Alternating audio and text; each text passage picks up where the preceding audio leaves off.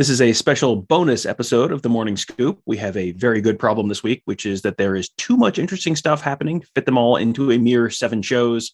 So we're going to do an extra show today. Consider it your lunchtime scoop. Don't expect it every day. This is just a very busy week. So this morning you heard from Oregon head coach Mario Cristobal in the lead up to this weekend's massive game in Ohio Stadium. But there's also a lot of interesting stuff to talk about in the recruiting world as well. My guest today is Buckeye Scoop's Florida insider Dom Smith. Dom, thank you for joining me. What's going on, man? Thank you for squeezing me into your very busy schedule. Well, it was a pleasure to finally get to meet you in person. We met at the documentary screening a week ago, and I was like, I gotta have Dom on again. And then I looked at the schedule, and I'm like, I only do 7 shows a week. How am I going to fit recruiting in? There's too much football to talk. This is not a problem. We have found a workaround. We can just do more podcasts. That works just fine. Who needs sleep? Exactly. Oh, very, very overrated. Let's start with CJ Baxter. He is a running back in the class of 2023. The Buckeyes just offered him a scholarship yesterday. So you got a chance to talk to him. What did you learn about CJ? Yeah, CJ is someone that I've seen play multiple times. He plays for Edgewater High School here in Orlando. He is 6'1", about 215, 220. And he's the real deal. He's gotten much faster. And the competition, I mean, just go back and look at his highlights, look at the state championship game against St. Thomas Aquinas and ask him if he's tough to bring down. He has offers from Florida State, Georgia Tech, a lot of the major schools. He was actually committed there to Florida State, and I will quadruple check on that before decommitting. And I know he was at FSU on Sunday night for the incredible and tragic game. Kickers, I tell you, against Notre Dame. And he's someone that I believe could complement Richard Young. They kind of have similar body types, but, you look at Richard Young and Trayon Webb, I kind of look at that comparison. And I think Baxter's more of the Trayon Webb type, except he's shiftier. And I still think that he could play defense. He plays both ways for Edgewater, and he will come up and lay the lumber on you. So it's a very intriguing offer. I'll have a story up on him soon, but he has a great relationship with Coach Alford, and he's well aware. He was excited about the offer, especially, with the running backs that Ohio State puts in the league and how successful they are in the league. So it's definitely one to watch. I'm not necessarily feeling it right now. And he just said, pretty much the relationship is growing, and we'll see, how it goes from there. But it's definitely an intriguing offer and one to keep an eye on just to see if it's something that develops into something in the future. Well, you mentioned Richard Young. So let's talk about Richard Young, 5-star running back in 2023. I saw, I think, a tweet or something on our board that you posted. He's someone that I think Ohio State's feeling reasonably good about where they stand with him right now. And I saw you post something where it was his stat line from the opening game, and it was like, okay, that's what a 5-star looks like on a high school football field. Tell everyone how Richard Young is starting his high school senior season or junior season. They were playing, oh God, I want to say it was North Fort Myers. I want to say that was the team they were playing. North Fort Myers was 9-1 last year. So it's one thing, to play scrubs, and then it's one thing to play, and we'll talk about the Minnesota-Ohio State game in comparison to that. It's one thing to play a conference opponent, and it's it's a thing to play someone who barely has enough players. But this team that they faced, they were 9-1 last year. They're a good football team. Man, he ran for 282 yards. And here's the thing, it was a close game. His team, Richard Young's team, won 28-21. So it's not as if, it was, a 48-10 game. No, this was a close game where every yard mattered, and he rattled off some huge runs, some electrifying plays. You can tell he's taking this game to the next level. He has a burst. The power's still there. The speed's still there. And he's been doing it, pretty much. He hasn't, at least that I've seen, had a 280-yard game. But recently, I want to say it was last week, he had, I think like 60 yards in the first half. And then the next thing you know, he breaks off a big 60-yard run in a tight game. So there's a reason why he's the number 1 running back in the class of 2023. There's a reason that Ohio State loves him and wants him and is in a good spot to get him. Obviously, he's in Florida, those schools are going to come calling. and everything. And, there are some other schools, Georgia, Alabama, they're definitely in the mix. But, Richard Young, he's a real one. He's definitely someone who, if you think about it, you got Henderson and you got Richard Young, essentially. Just need to run the wing T at that point. You got someone who could potentially be blocking for Richard Young in 2023 and beyond is Peyton Kirkland. He's an offensive tackle prospect in the 23 class. You just saw him in person, and you posted a video on him of him warming up. I think it was on Twitter on Friday night. And it was one of those just classic high school recruiting things where it was like, I don't think anyone was going, who's the D1 prospect? It's like, oh, yes, it's the guy who looks like he's, basically looks like the Hulk compared to all the other normal sized players. But it looks like he moves pretty well, too. So what did you see out of Peyton Kirkland on Friday? Let me just say, it's hard to get video on other players. Like, I was filming, and there's so much footage I couldn't use because I couldn't find the quarterback or the running back, essentially. And it's a good problem to have. He's 6'7", 6'8", and he's a legit, 6'7" kind of dude that I was like talking to him after the game, and I'm staring up at him. And the amazing thing, man, is he lost 40 pounds. He was 360 last year and got his weight down to 320. Now, you don't expect someone that weighs 320 pounds and is 6'7", 6'8" to run a 4.7, stuff like that. Rashawn Slater kind of stuff. But he moves well. He's very good when it comes to the reach block. We talked after the game. He was trying to kill a kid on a screen. They ran him out, and the kid did the smart thing and kind of got out the way. Well, he went for his knee, which is not smart. Don't do that. But you can definitely see the agility. You can definitely see the potential. Wrote about a little bit, plays a little high, but I think for every high schooler, pad level, especially when you're that big, it is very difficult, to get low. And once he gets that at the college level, man, I think there's a reason so many schools want him, including Ohio State. I was very, very, very impressed with him. I think the sky's the limit for him. And he definitely has the right mindset. He plays, with a nasty streak. He shows some toughness. He was hurt. I think he got rolled up on or whatever. Came back in the game and was finishing blocks and everything. Almost got a penalty because the ref wasn't going for it. It was like one of those scenes from The Blind Side where he was about to, knock the kid into the next county. So very impressed with him. Like I said, you see the potential. I call him maybe a little bit of a smaller version, quicker version of the Juan Jones in the future. So yeah, I was very, very impressed with him. You mentioned he has quite an impressive offer list. Did you get a chance to ask him where the Buckeyes are on that list? Are they kind of top group or middle of the pack or building relationship? Like where on that list are they? So as far as the exact offers, he has 53 of them. That's a bunch. Yep. That's a nice pocket change, if you will. The Buckeyes are in a good spot. He said, they're in the mix. I know his relationship with Stud is good.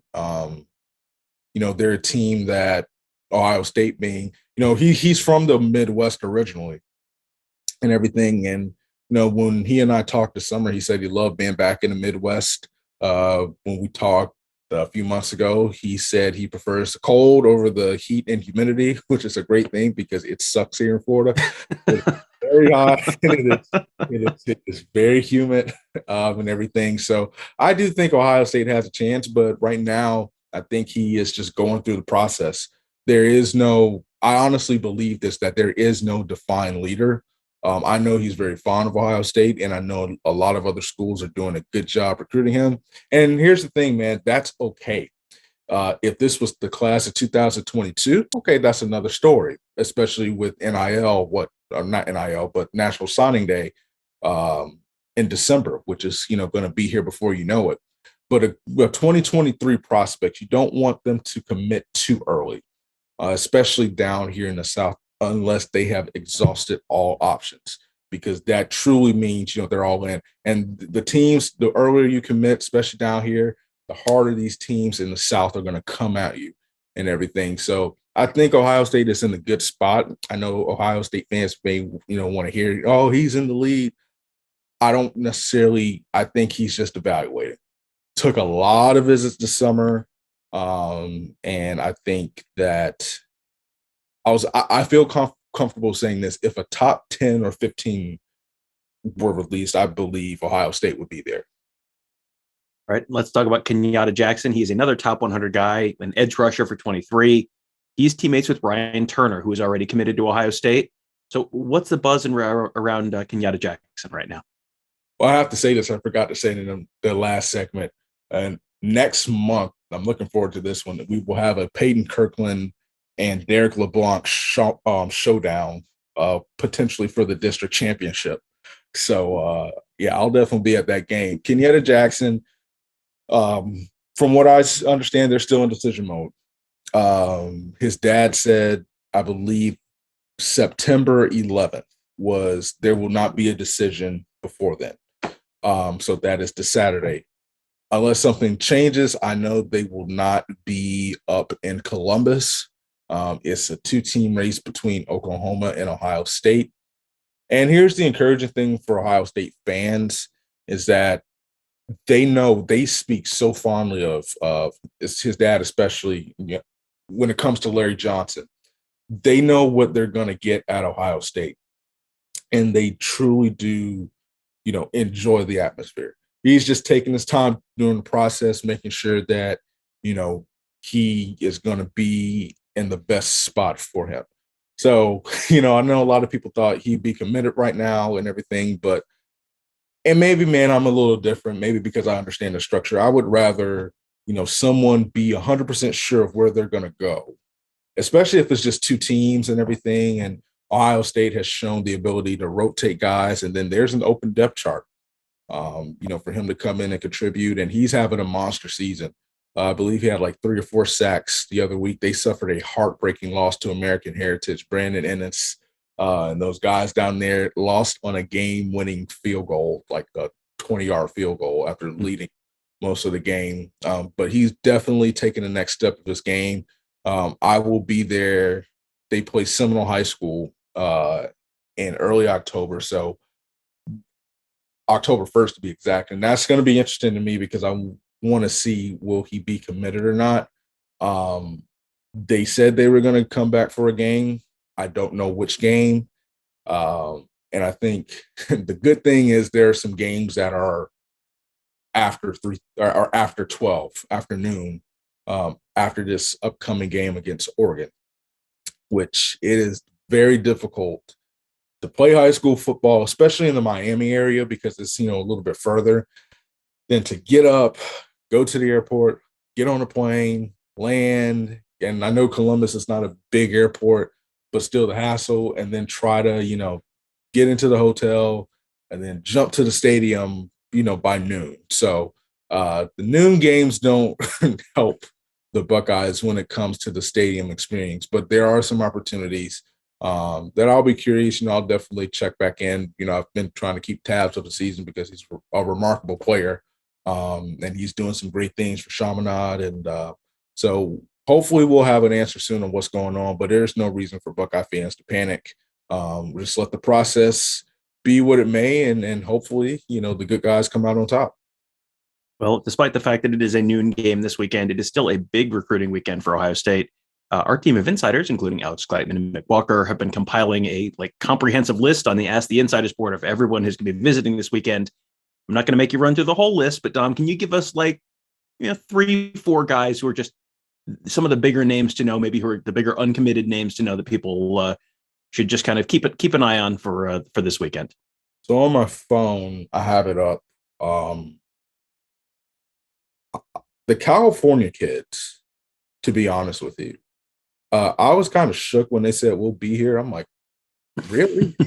Because that's Ohio State, I believe, has an advantage over Oregon, playing at noon. But if Bosco plays that night, I don't know. I have to check their schedule to see if they have a bye week.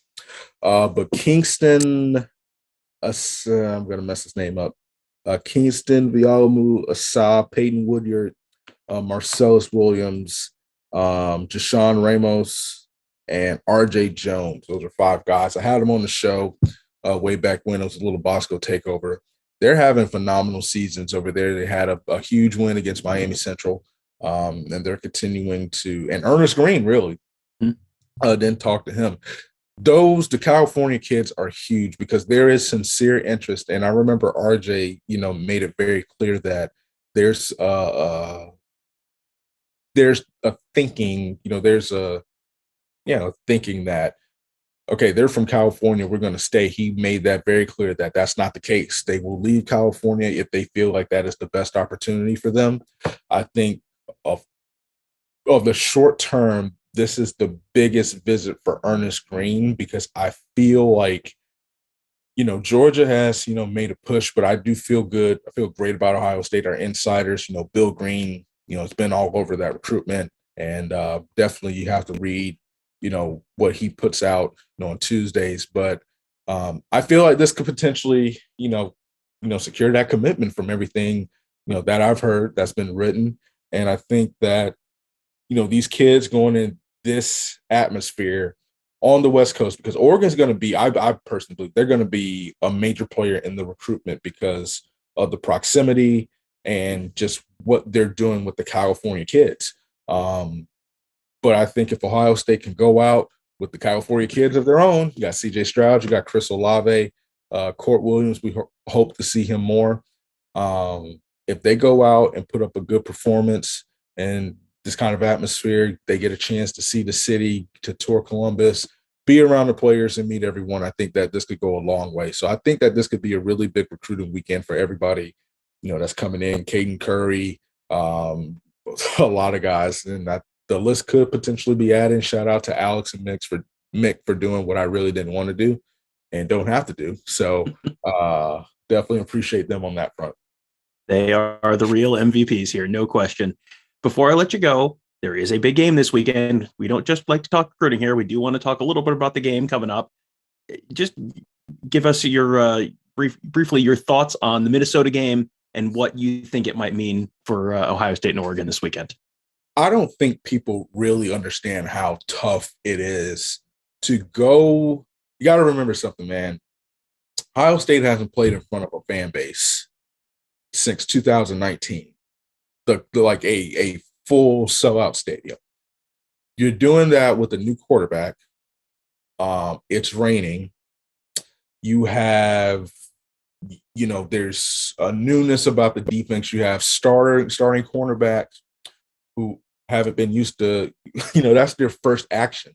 Some of these kids that took the field against Minnesota, man, they have not played since they were in high school. That could be due to injury. That could be, due to a lot of things. But as far as playing another team, this is their first action since they were in high school. To go on a road against a Big Ten opponent at night. And here's the thing. There's always something about teams that Ohio State faces that wear all black at night. Don't want to get into the teams, but that mammoth offensive line, it's like a Monsters, Inc. offensive line. Essentially, multiple guys from that offensive line will be in the NFL, an experienced quarterback.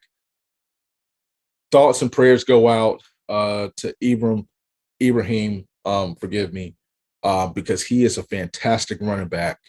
And a receiver, I know they don't have the best receiving core, but the kid from Texas A&M was no slouch. We've heard about him, him making big plays. To go on the road and to win. It may not have been pretty, because here's the thing, the coaches have to shake out the cobwebs too. But to get a win, to overcome adversity, I think that's a big deal. I would rather that. Obviously, we hope Josh Proctor's okay and everyone else who's hurt, and they're going to get some guys back. Nevada posted a tweet about, they're trying to simplify the defense this week, which is great. But in order to get that out, to have 2 extra days, to have that in your back pocket, to overcome that adversity, they're not going to see another offensive line until they play Alabama or Georgia.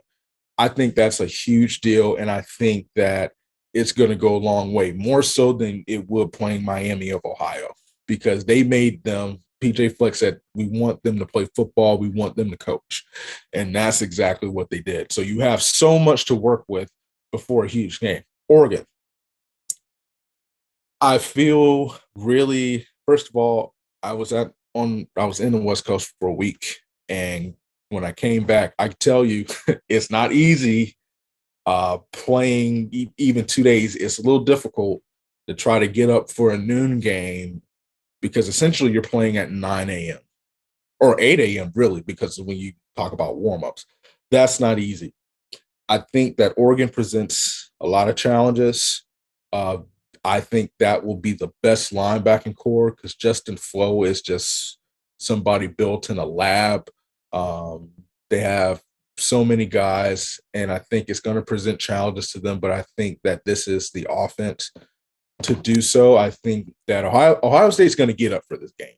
Let's not act like they won't. Oregon will, Ohio State will, and I think that the defensive line and just the different things that the Buckeyes can do can present challenges. They just have to be consistent.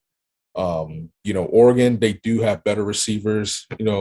Pittman, he's really good. They got Johnson. They got another kid that's going to play that did not play the last game. And they made it clear they want to go deep. They didn't get the opportunity. And so I definitely think they're going to challenge our receivers deep if they have the opportunity. But I do think the pass rush is going to be a little bit more ferocious. I think that they have to definitely be disciplined because Oregon won that game on a 30-yard touchdown run. And so they have to be disciplined. They have to watch, the RPOs and everything. So I know that scares a lot of people because those are some of the weaknesses that Ohio State's had, but I do feel good about where we are. I think, like I said, playing Minnesota was a blessing in disguise because you don't want to go into a game where there's little things to talk about. There's some major issues, but it's good to find that out week one with a double-digit win on the road in the rain with new starters with adversity than it is in the fourth quarter of an Oregon game and stuff like that. So I think Ohio State will be fine. Just want to come out there to win. Doesn't matter if you win by 3 or win by 30. A win is a win. Come out, win that game, get healthy, and take it to them for the rest of the season. Well, anyone who's watching on YouTube has probably been staring at your background the whole time going, is that like a chicken drumstick? What is that? It is, yes, he's ducking out of the way. It is Two Piece and a Biscuit, which is his recruiting notebook that he publishes on the Ask the Insiders board at BuckeyeScoop.com. Dom, let people know a little bit about that and a little bit about your podcast as well. Two Piece and a Biscuit. That is, as Tom said, the recruiting notebook where I give recruiting insight, I take fans' questions, and I give chicken recipes. So posted one on Monday morning around 10 a.m. Definitely go and watch. If you are a bad cook, you have no excuse because I give you all the tools that you need to be successful, as well as give you some inside information on things that I'm hearing down here. So, yeah, that comes out. Usually it's every, Monday morning, but obviously, last week last week we were in Columbus and everything, which I didn't realize was as humid as it was in Florida. But yeah, man, it's a great city and everything. Beyond the Shoe with Dominique Smith, we have recruits, we have players, athletes, coaches, parents, insiders. We're going to do Ask the Insiders. Or not Ask the Insiders, but we're going to do an Insiders edition. We're going to have the new guy on. He's not really a new guy. He's one of the best in the business. And so I have to think of a nickname for him. So if you guys think of a nickname for Kevin Noon, I've been thinking, man, I can't think of anything. Definitely hit me up on our message board. Shoot me a message. But, yeah, we have him on there. We want to pretty much show the other side of them.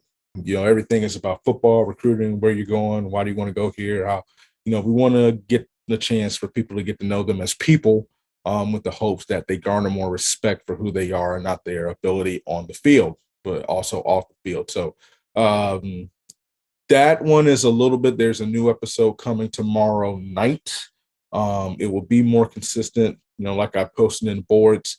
It's a little bit difficult to do it during the season, especially, when high schoolers, they have school, they have football practice. And so a lot of these episodes are going to happen during their respective bye weeks and stuff like that. But it has not gone away. It's a little bit more sporadic. And obviously, just like everything, it'll pick up once the season dies down. But definitely you can catch, you can follow me on Twitter at DomSmith_news. and you will get all the latest information on that, as well as some information on track and field, which you probably don't care about, but that's pretty much what I tweet about. That's the other job, track and field, and Ohio State football recruiting. Well, you can find two Piece of the Biscuit on the Ask the Insiders board at BuckeyeScoop.com. Have to be a member to read Dom's stuff because it's really good. It is worth it. And so is the stuff from all of our other insiders. We have a fantastic team. We've name-checked a bunch of them throughout the course of this show, but there are even more that we haven't talked about yet. So make sure you check out BuckeyeScoop.com. We have fantastic content, lots of stuff outside the paywall for you if you want to just read that, but even better stuff on the Ask the Insiders board.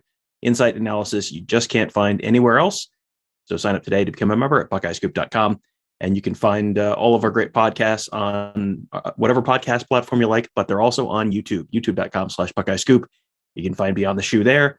You can find all of our other great podcasts there. You can also find interviews with players, coaches, pregame shows, postgame shows, a little bit of everything. High school highlights, high school recruit interviews. It's all there, youtube.com/BuckeyeScoop. Hit the bell and you subscribe to that. That way you get notified every time we post a new video so you never miss a thing. Thank you guys all for joining us for this very special bonus episode of The Morning Scoop. And normal service will resume tomorrow morning.